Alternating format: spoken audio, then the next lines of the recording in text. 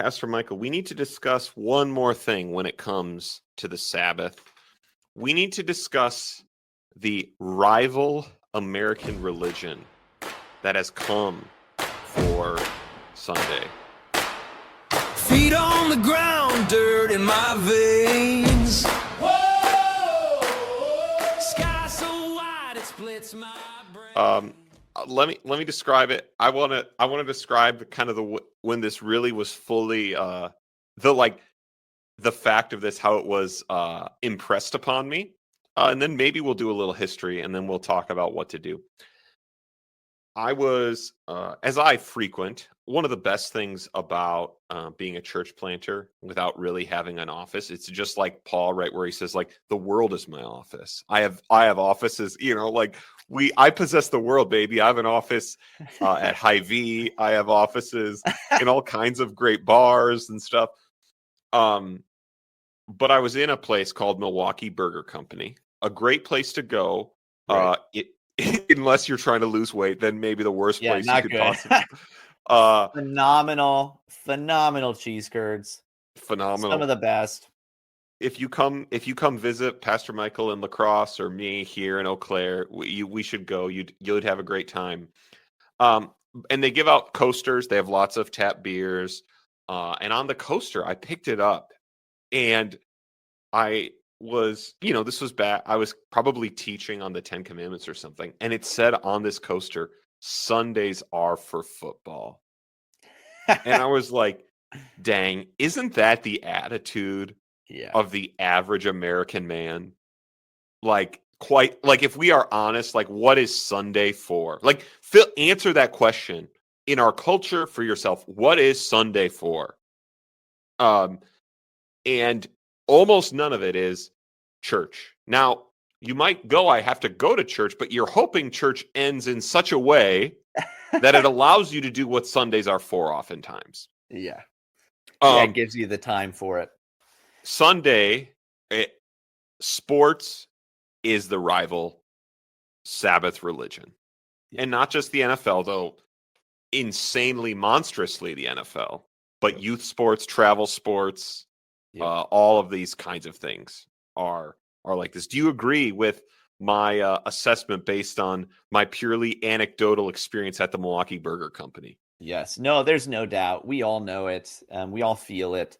How often is it that people can't go to church because their kid is on some travel team, doing some kind of sport that they'll never do again, but they're doing it right now in high school or maybe college even. And so they've got to take the time to go and do these things. And so often, even if you generally make it to church takes a backseat when those things are going on. Yeah. So honestly, the difficult news, if you are an American listening to this, if you're an American man, the difficult news is you will never keep the Sabbath until you confront how you will have to change your relationship to these things. That is the difficult news. And by the way, now I don't like what we often get in the Presbyterian responses is, well, sports ball dumb, like where it like mocks the idea of a person being a sports fan, and they don't even do it as well as the classic Alex Jones rant does, which is an all-timer. But like when you just are like, we're the people who now mock this. What it communicates to people is you just don't like these things. So you're happy to like sit and read the Book of Church Order on Sunday afternoons. And I mean, I guess you just don't like the Packers. And they're a bunch of nerds is what you're saying. They're a bunch and of what nerds. I'm saying is that's not keeping the Sabbath and is not helping anyone learn how they have to change, their relationship to sports and entertainment in order to do this. So what do we do? What do we begin? I have a historical thing I want to talk about with this because I think it's fascinating. But what do you think what can we do? How do we start? What do we do? Yeah, the biggest thing I think is, like you're saying, first, you have to recognize the problem, right? Hmm. Acknowledge that you have a problem. It's step number one, right? Uh, Yeah. so I do think it's important because what happens a lot is it's just normal. Yeah. It is It's for normal. sure. And it's one of those things that we don't think that what the Lord calls us to would necessarily like break the things that are just normal for everybody around us. And Especially when it doesn't feel inherently sinful, right? right. People playing football, my kid on a soccer team, actually, there are positives about Yep. those things, right? Yeah, a Those are, lot of good things that come from these. And yeah, it doesn't seem that way at all. And so you recognize, okay, there may be some problem, right? Hey, do I give more time and attention and effort to fill in whatever sport, whether watching or participating, than I do give to the church mm, or give to my family on Sundays? That's a right. great place to start. Yeah. Just Yeah. start to question these things. Now, as we've already done an episode against legalism when it comes to these things, legalism is always the bane. It's always the wrong way to read the law of God. Yeah. It always is, and it comes out of a deep immaturity. You get into, for instance, I've been meditating on this a lot as I prepare to preach Ecclesiastes next year, but you get into the wisdom literature, and wisdom literature is the high point, the mature form of a believer's mind, right? Mm, As you are meant to grow in maturity, you're actually moving away from the don't do this, don't do that, do exactly this, into the maturity of you can actually apply the character and wisdom of God to various situations, and it may look different at different times. The yeah. right way forward might be different at different times because God hasn't put us in a world where the options are perfection or nothing. Yeah. God has put us in a world where you may be confronted with two choices, neither of which is great. And you have to make a decision which one to go for because that's just how it is. And so when you're then moving to apply the knowledge of, okay, I have taken these things too far. I spend more time and effort, and I rearrange my life in such a way that it makes possible things like the youth sports programs of my kids, or so that I can make sure to catch all of what I can of the NFL.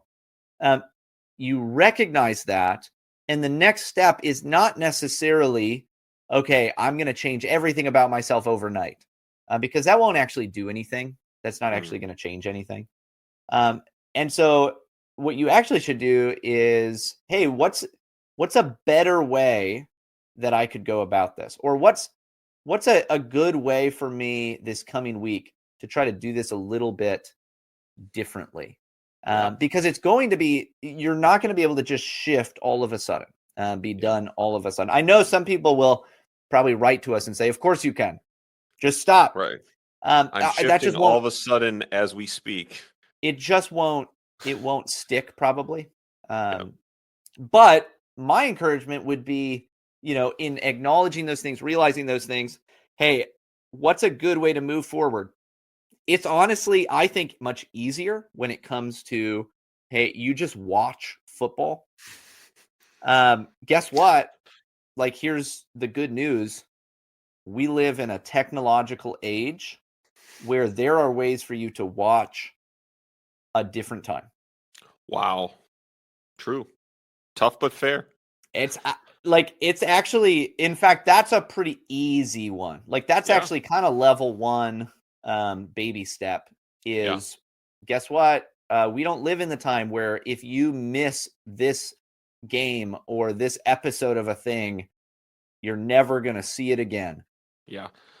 Let me speak to that uh as an actual fan of various sports, and um Is that a shot let's at me, Matt? no. By the way, I I just was making fun of nerds who, don't care at all. I personally am not a big sports guy, I just right? know I'm that not a I just know that if you were to find one of us watching a sport, it'd be more likely to be me. And yeah, so um I do think what you're saying is today is the day where you have to figure out, have I basically been structuring my life? Like, what is structuring specifically my Sunday? yep. That's the big question. And then what you start doing is you start answering. I think there are three kind of questions that help. Is today's the day you can decide that like corporate gathered worship is a non-negotiable. And and by the way, that means like you're there, not checking lineups. You're not rushing out of there because dang it, the pastor apparently didn't check that kickoff was at noon, right? Or whatever. Or your kids may at some point need to learn that Eric Little was an Olympian and didn't run in certain races. And he was okay with that. Um the other one would be, I think, we talk about like, I don't want your kids to hate the Sabbath. Some kids probably hate the NFL because you're like, get out of here. I got to sit here for 4 hours. Dude, come on. Like, you can't get mad at me when I'm like, take your kids to church, look at them, catechize them. And you're like, I just got to keep these kids out of my hair for 4 hours. Dad, If would you you watch come throw one a game, football with me out in the yeah, yard? Nope, that violates the Sabbath. yeah, yeah. Or the other one is if you wake up the next day and you're actually tired because you stayed up so late watching like, these are all like wisdom, these are all like gut check things. But I do think, for example, like, if one of the big things in your family, has been watching football or doing some of these things together, you do need to do things like have YouTube TV. And then for your like, let's say you've been watching this with your son and he loves it. My son's too young to care. He's more like, don't make me watch this. Let's go do something else, Dad. He's in that age. Is then Monday night or whatever time you decide, like, you're throwing a party, man. Like, we're gonna skip all the commercials and watch 3 games and have pizza. Like, you are gonna be like in its appropriate place. We're gonna have the best time. We are gonna be the best at this. And have that attitude towards other people. Like, if they're like, wow, you're always doing stuff on Sundays, you never watch the game. If it's Thursday night, maybe that is the time where you, with the men in your church who like this stuff, that's the time where you're like, hey, I'll jump in, you know, and you'll ask about it and you'll be part of it. Because we do need to help people learn there's another way to live. And in fact, we used to live that way. Uh, this is the historical thing that I find so interesting. In 1933, the Philadelphia Eagles football club started. And they had a problem because in Pennsylvania, it prohibited commercial activity on Sunday, meaning the Philadelphia Eagles football team was unable to like compete on the day most NFL games were, because obviously they couldn't compete with college football. J. Gresham Machen, our great Presbyterian forefather, right? 2 kingdoms. He wrote his legislature to forbid the Philadelphia Eagles from playing on Sunday, which, by the way, I'm with Machen. All Philadelphia sports teams should be closed immediately. That would be a step of sanctification for our country. No more Eagles, no more Phillies. And just here are a few of the things he said, and I just found it interesting. He said, this is from his letter: I could hardly find the words strong enough to express my feeling on what it is. It does seem to me that the profoundest dangers to our entire civilization are found in the constant rush of noise and jazz and feverish activity, which is one of the great faults of the American people, and which is a great barrier to the true efficiency and the cultivation of deeper things in our lives. Of course, my cultivation of a quiet Sunday is based on considerations much more fundamental than these. I am a Christian, and it is quite clear that a commercialized Sunday is inimical. What a good word. I've got to find a way to use that. Inimical to the Christian religion. I love knowing you enough that I'm pretty sure you're saying it wrong, and I I think don't know so. what the I'm word pretty is because sure. I'm not reading it. I'm pretty sure I'm saying it wrong too. And there are many other Christians in Pennsylvania. And because they are Christians, they do not cease to be citizens. They have the right to be considered by their fellow citizens and by the civil authorities. But the reason why they can, with a good conscience, be enthusiastic advocates of Christian practices in the matter of Sunday is they regard it as a right and the highest well being of their entire state. Isn't that fascinating? He believed defending the Sabbath was worth it Yep. in his day. And we should too. And obviously, as you talked about in the last one of these we did, it's not going to start. Go ahead, write your legislator about the NFL. I don't care. Like, you can do that.